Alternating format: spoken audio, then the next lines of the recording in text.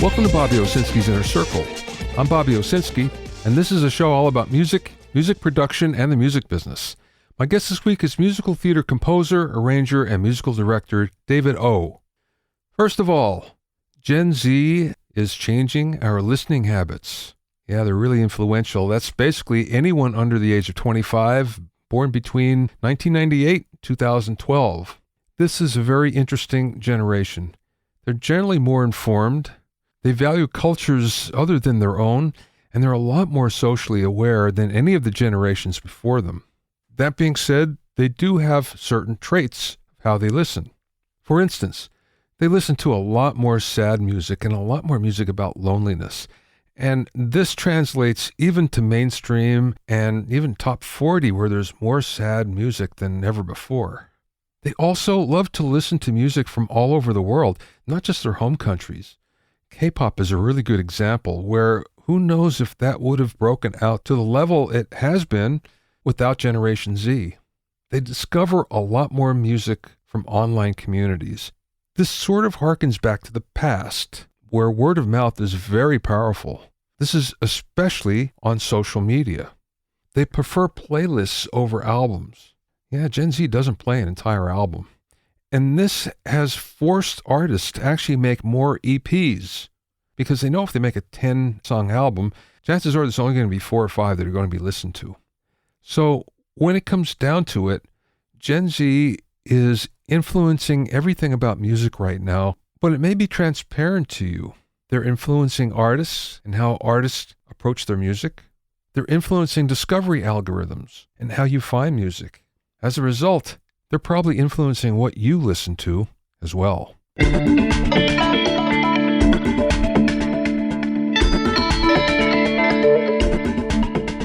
you have any questions or comments, you can send them to questions@BobbyOInnerCircle.com. You can also sign up for my free vocal mixing techniques mini course at BobbyOwsinskiCourses.com and download free ebooks and PDF downloads on mixing, production, mastering, and social media at BobbyOwsinski.com/free-resources.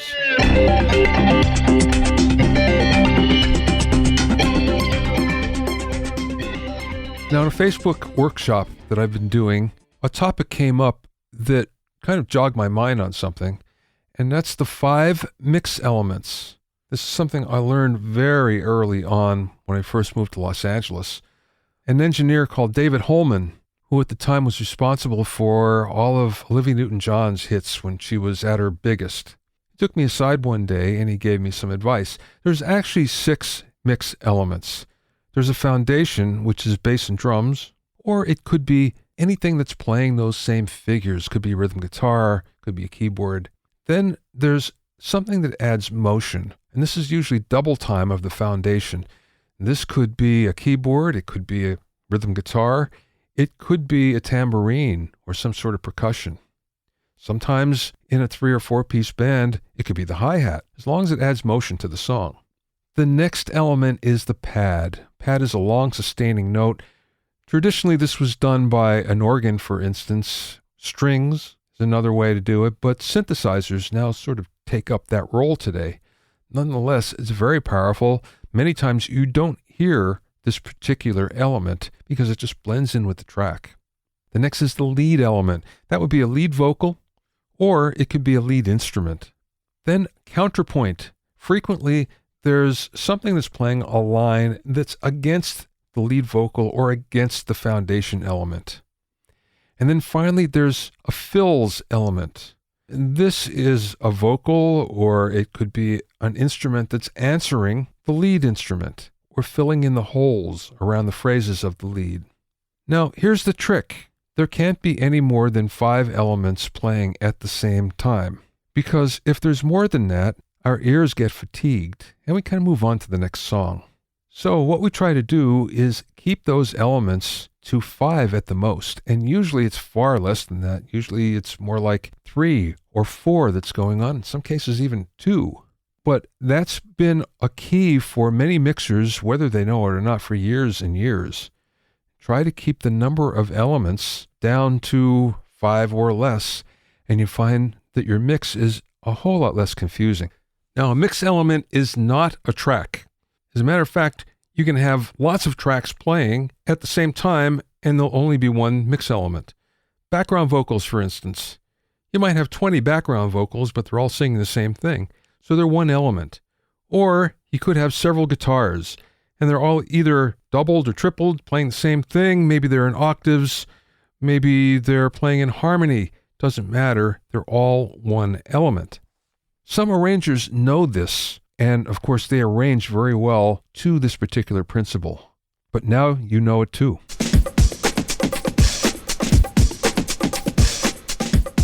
My guest this week is Davidâ, whose work as a composer is enhanced by his unique skills as a multi-faceted music theater artist, pianist, conductor, arranger, vocal coach, and sometimes actor. He's received numerous awards and accolades over the years for his work, including Ovation Awards, LA Weekly and LA Drama Critics Circle Awards, Backstage West Garland Awards, and was the recipient of the LA Drama Critics Circle Joel Hirschhorn Award for Excellence in Musical Theater. David's musical compositions span a broad range of styles and genres, have been featured in the theater, in concert halls, and in film and television. He's also committed to the education of young people, continuing the traditions of music and music theater for the next generations. In addition to his work in the classroom, the rehearsal room, and on stage, David is a well-respected vocal and performance coach, specializing in working with actor-singers of all ages and skill levels on musical theater performance, including audition preparation, vocal technique, and unlocking the emotional truth of songs in order to create the cathartic musical theater experience. During the interview, we talked about how being an actor helps in theater music direction, working as a musician on a cruise ship, whether or not the character knows if they're singing or not, and much more. I spoke with David via Zoom from his office in Connecticut.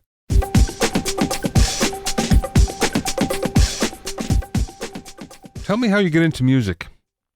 I was born into it. My parents were two of a 5-person singing/songwriting group in Central California in the mid-'70s that played primarily at churches and community centers in the area, and they sang madrigals and original songs. It was a very early 70s thing, and they were great. And it gave me the sensibility that music was something that you just did, that it was that it was something that came from your heart, that it was something that you gave to your friends and your community and to the world. And there was definitely a spiritual aspect to it, but it wasn't entirely religious. It was more sort of universalist, altruistic. And that sense of what music is stays with me today, and probably even more so today, especially today when we're all in isolation and figuring out what it is that we do and why we do it. And sort of so many people I'm talking to are rethinking what their whole lives and careers and identity as artists are. But what I then, through school, I played musical instruments. I played trombone and tuba. I played piano. Never really thought of that as a career. Never really thought of that as what my job was going to be. I caught the theater bug. I caught the acting bug, and then was trained as an actor. After getting out of school, I would get all sorts of phone calls saying, "Hey, will you come be in our play? We have a great role for a piano player." And that over time evolved into a career as a musical director, composer, arranger in the musical theater. But like I said, I didn't grow up playing piano thinking that that would be a career goal. It was more a language that I spoke and the way I most naturally interacted with the world. Did that mean that at some point you had to become more schooled in your playing? Yes, I did. And I took that upon myself to become more schooled in my playing. I still have never, other than a couple of sitting down at the piano lessons when I was 5 with my mother, who was a great piano teacher, but I wasn't into the scales when I was 5. I wasn't into doing that. I was into sitting down and figuring out what I liked to hear and how to make those sounds come out of the instrument in front of me. And that's still my primary impetus for creating. Yeah, along the way, I definitely took it upon myself to give myself projects of increasing technical needs to work up my chops to get better and better. You mentioned before about growing up in a musical family. Where was that again? Did you grow up? I grew up in Salinas, California, on the central coast of California, just inland from Monterey. Best known locally as sometimes they call it the salad bowl of the world. Every little town had its own identity based on which vegetable was most prevalent in that town. But it also was not a culturally backwards place, as a lot of farmland is sort of stereotypically known to be. Salinas was the home, at least the artistic home, of Steinbeck, of Soroyan, of great literary figures. And that was definitely instilled on the students growing up there. We were also close enough to the San Francisco Bay Area that we were able to enjoy a lot of, finer American culture. The reason why I bring it up is it sounds so familiar to me in that I spent some time in Louisiana, around Baton Rouge for a while. And what always got me was the musicianship was so high, but mostly because everyone played from their heart because they were used to doing that. They grew up where everyone played for the family. And it didn't matter to those musicians there whether they were playing for 3 people in their living room or 3 million people. It was all the same to them. Yeah. And what you're describing is very similar in that when you're growing up in an environment where it just happens, kind of don't distinguish anymore between, what you're doing in terms of it's coming more from the heart always because that's the way you grew up. That's really similar to how I grew up thinking about it and how I think about it now. And there's an aspect of that, culturally in America, there's an aspect of that that's traditionally connected with church music. And that's something that has really changed in recent years because the identity of churches, especially Christian churches in America, has really changed. And people like me aren't as active in churches as we were. I consider myself, I guess, kind of post-religious, agnostic about any one spiritual tradition, but I do still very much love the artistic traditions, and have a hunger and a thirst for that. And especially today where we're all separated in our own rooms, a thirst for trying to find a way to recreate that sense of musical community. Yeah, I know what you mean. Don mentioned that you did a stint on cruise ships. I did in the late 90s. In fact, that was a moment for me in my career as an artist that really solidified my identity as a musical director. Up until that point, as I said, it was something I grew up with.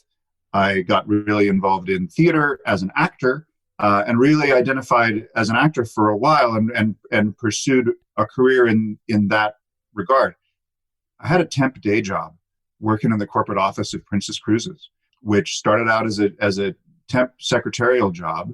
And then after a couple of years of working with them, I found myself in the position where I was the guy who was hiring the musicians to go out on the ships.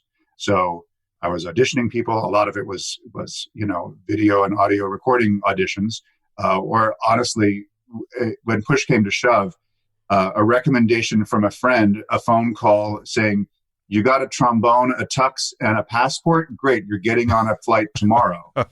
It was booking musicians by hook or by crook.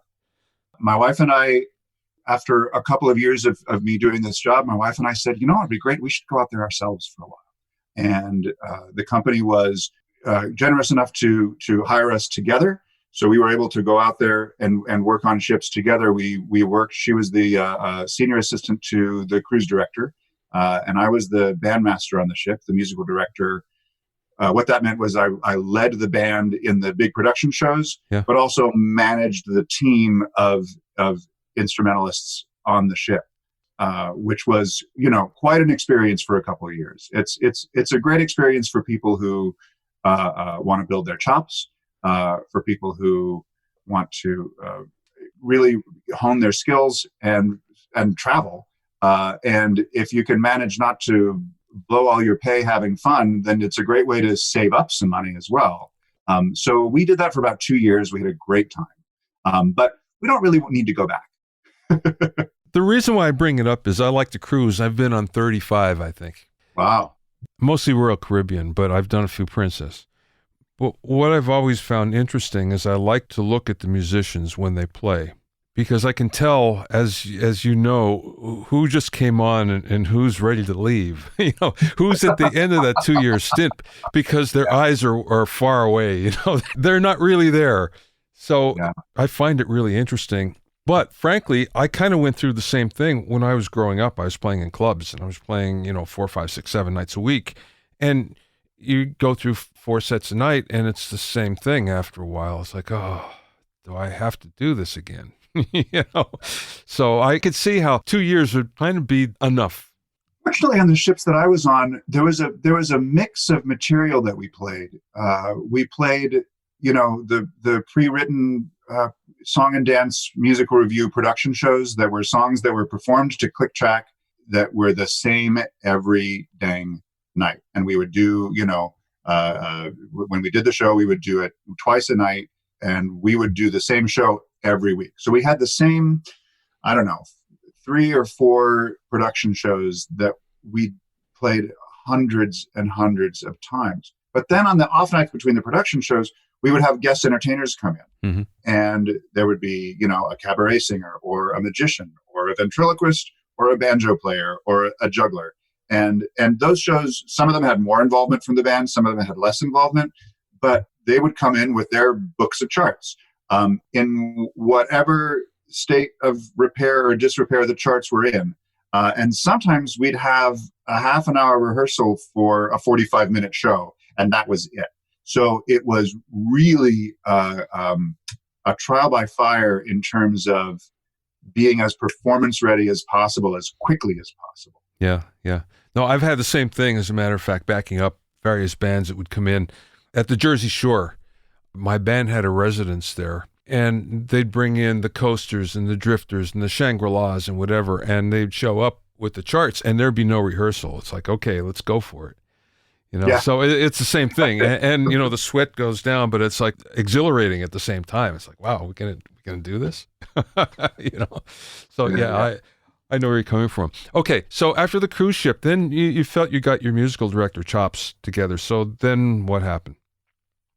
So coming back ashore, we settled in Los Angeles, which has been our home for almost our entire lives since then. We recently moved to the East Coast, but after ships, we came back to LA, and I started working more and more as a MD in the musical theater, primarily in LA's 99-seat theater scene, which was thriving and thrived for many years. And there was a lot of really exciting and innovative new work being done. People are creating new pieces of musical theater that ranged from more traditional styles to pretty outrageous, wildly experimental work. And I enjoyed all of that. In particular, I had a kind of a specialty, and still do, as a rock and roll theater guy. I got a little known for a while in LA as the person to call if you were doing a rock theater piece, which I loved. And one of the things I loved about it is that there's an inherently improvisational nature to that kind of work. Yeah. That you, as opposed to a lot of other musical theater, which is very rigidly structured, the rock theater tends to allow for more improvisation on the players. The charts tend to be more chords and slashes with some indications of what the rhythm is supposed to be, and say, go for it, do your thing, you know what to do. That's the kind of playing I love the most. I also worked in some of the larger institutions, such as Center Theater Group, downtown with the Owsinski Theater and the Mark Taper Forum, both also in creating new work, but also in particular working on creating work for kids. I created some new musicals for a youth audience. I also worked with the LA Master Chorale, the LA's preeminent choral organization, on creating their educational program, which as of the time of the recent shutdown was still going strong in fifth grade classrooms and in high schools, working with kids on both short form and longer form songwriting and choral composing.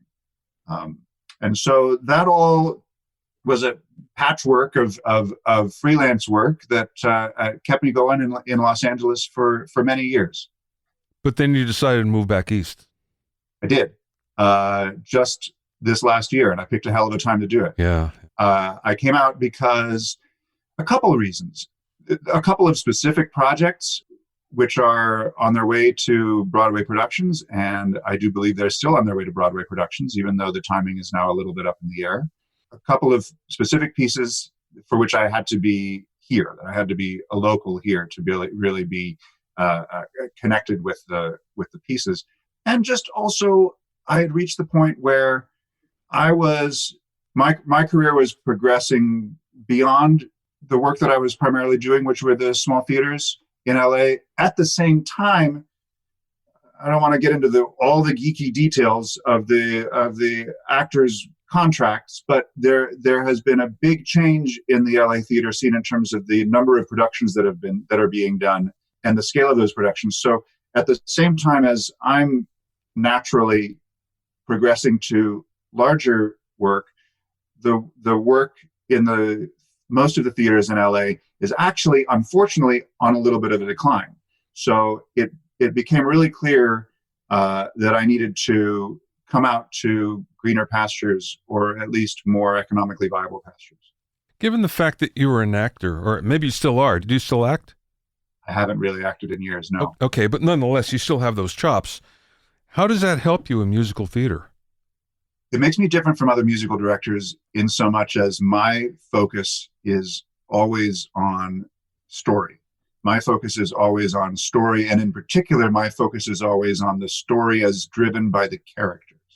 My work with actors in the musical theater is always based equally on the technical needs of the music as written by the composer and the need for everything the actor does to be driven by what the character is doing at that moment in the story.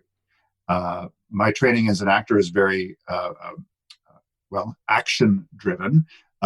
Every word, every sound, every movement, and in the case of musical theater, every note has to be generated from what the character is going through, and what the character is trying to express, and what the character needs, what the character is doing to engage in the world. It's funny, I've had debates with other musical directors about this, whether or not, this is so esoteric, but so forgive me for going there, whether or not a character knows that they are singing in the musical theater. And I stand firmly on the side of, and I may be alone in the community of musical directors on this. I stand firmly on the side of the character absolutely knows they're singing. When have you ever sung when you didn't know you were singing? Yeah. Yes, it creates a sort of an absurd reality in the theater, but that's okay. There's plenty of absurdist theater out there. And I just think musical theater is the most economically successful form of absurdist theater. That is esoteric, but but I never thought of it. You're right. Does a character know? I guess. Yeah. So I'm of the mindset when I work with actors that the character chooses to sing. The character chooses to sing these notes to the other characters in the room. And for me, that makes the performance all the more powerful and compelling. And it really connects the music to the action, as opposed to it being a story that's happening and there happens to be music. For me, the music has to be an inherently integral part of the story, as driven by the character. So how does that change your approach then as an MD? It means that I have to always be careful not to step on the director's toes. Oh, okay. But you do anyway, so. because because I'm always engaging with the actors in a way where I'm working with them on what's happening with the character in the moment.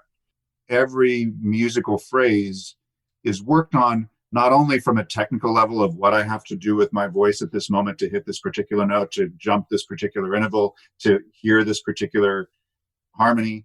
That all is tied to what the actor is doing at that moment as a character. You compose as well, right? Yeah. What would be your approach when you're composing something in terms of how you're interacting with everybody else involved?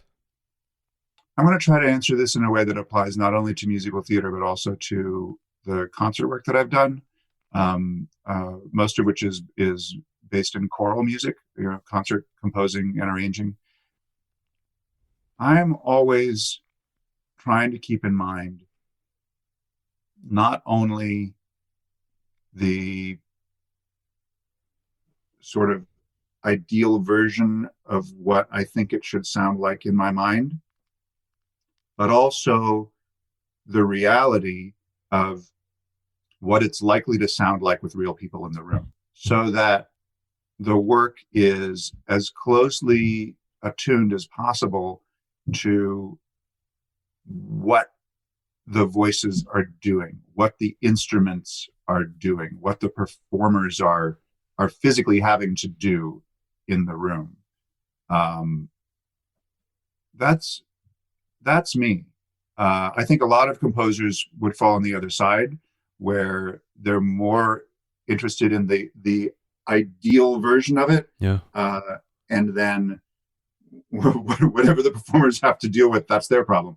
But I'm much more interested in there being a kind of a vertical collaboration. Not that the composer is above the performers.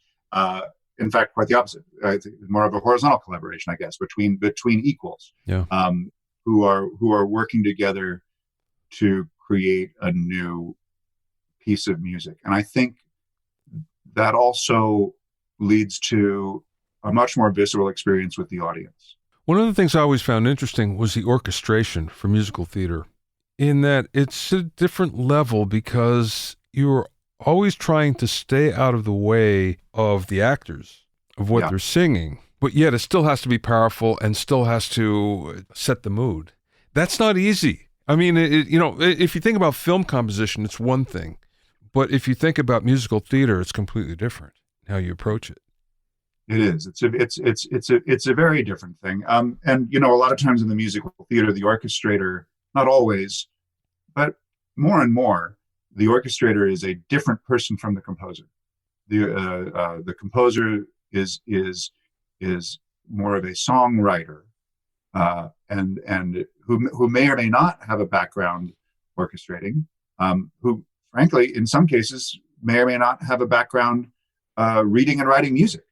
I've worked on, especially with my work in more rock and roll based musical theater, I've worked with theater songwriters who don't read and write at all, and it becomes the music director / arranger / orchestrator, however you define those titles, which is different in every production. Becomes those people's jobs to figure out what that means on the page in terms of the instructions to the singers and the players. But in terms of orchestrating the music itself, the words tend to be much more of a priority in musical theater than in almost any other form of music. The lyrics really become the primary mode of expression, and the music is often in support of that, which is different from almost anything that you can think of, including opera. Even opera, it's much, in fact, that's, to a lot of people, they say that's the distinction between opera and musical theater, is that in opera, the music wins. In musical theater, the lyrics win. Yeah. Never thought of it that way, but you're right. You mentioned about doing fundraising video for the Actors Fund. This is something that at the time we're recording this, I can't talk about this today, but I can talk about it tomorrow. So by the time this podcast gets released, I think we're safe. Yeah. We're releasing it, I believe, tomorrow, and it is a fundraising video for the Actors Fund, which is a major charitable organization that benefits not just actors but musicians, dancers, singers, crew, designers, stage managers, everybody on and off stage and screen in times of financial need. And as you can imagine right now, while we're all in isolation, and just this week, at the time we're recording this, Broadway theaters announced that they're extending their shutdown to September. The Hollywood Bowl just officially canceled its summer season. This didn't come as a surprise to any of us. We knew the writing was on the wall for that, but this has just all been formally announced this week. A lot of people who depend on the performing arts for their livelihood are currently out of work and are in need of some assistance. And the Actors Fund is probably one of the biggest organizations in the country and the world who's devoted to helping people in the performing arts in these kind of times. So I'm working on a piece, co-directing a video, actually, for the first time with the choreographer and director Janet Roston. Janet and I are co-directing this. It's something we conceived of pretty quickly after we all got into shutdown in March. And it's a video that now involves over 150 singer-actors, dancers, and musicians. And we've compiled a virtual performance of the song "You Can't Stop the Beat" from the musical Hairspray, by Mark Shaman and Scott Whitman. And Mark in particular has been directly involved with the creation of this. We've got a bunch of great people who are featured in this video, soloists, including featured performers such as Martin Short, Harvey Fierstein, who was in the original production of Hairspray, a lot of people who were in the original productions of various productions of Hairspray, and also a lot of people who aren't necessarily involved with Hairspray the musical. This is more of a larger scale musical theater community event, or at least that was the goal.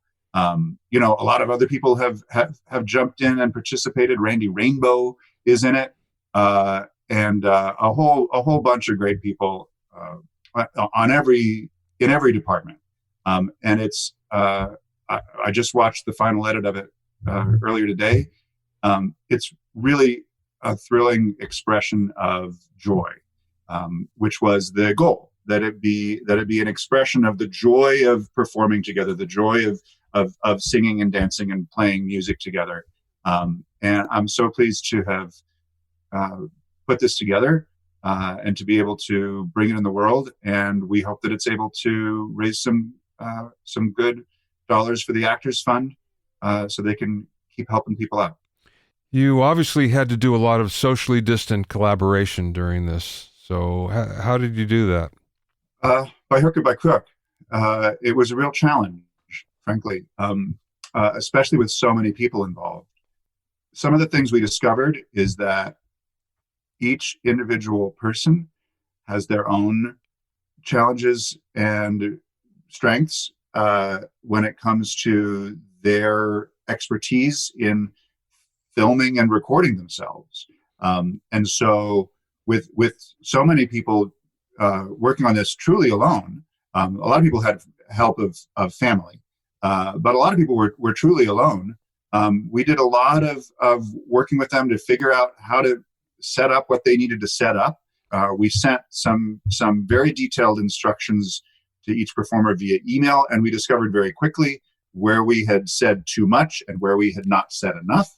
I'm not going to throw anybody under the bus, but one or two people recorded their part and sent it to us, and we realized that they were in the wrong key because we didn't fully describe what section of the song that they were going to sing. Yeah. So we had to go back and have them re-record. We learned a lot in terms of how to communicate with different performing artists on what we needed from them, and coming back, and also for me, because I don't have experience editing film. I mean, fortunately, we have a great video editor. Her name is Ali Rice, and she did just an astounding job of editing all this footage together.